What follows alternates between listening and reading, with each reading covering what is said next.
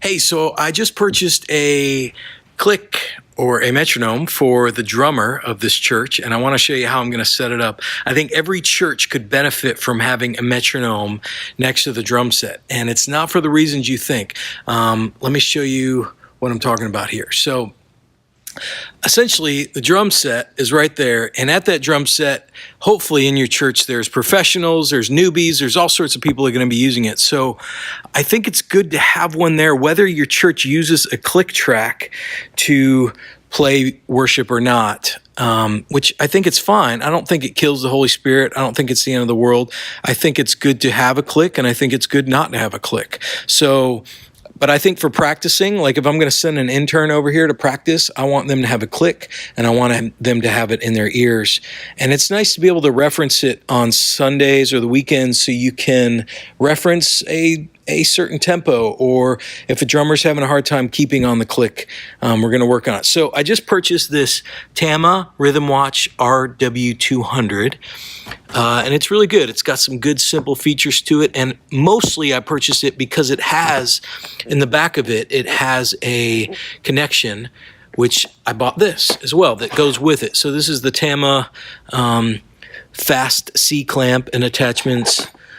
I don't know which one this is called, the LRW, but it's made specifically for the Rythm Watch, as you can see right there. So that's going to connect to the back of the Rythm Watch, and then I'm going to use this to clamp it onto the hi-hat. Yep, use that, clamp it on the hi-hat. So here's the Rythm Watch setup.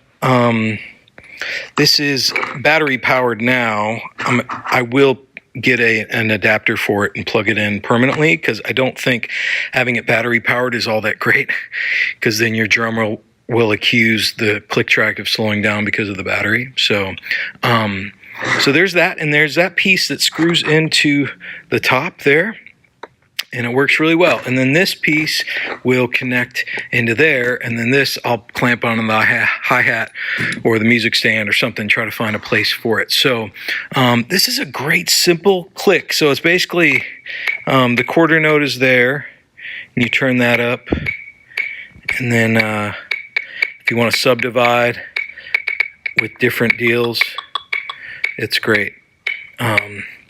But normally just the regular deal, and then you can set the tap tempo there.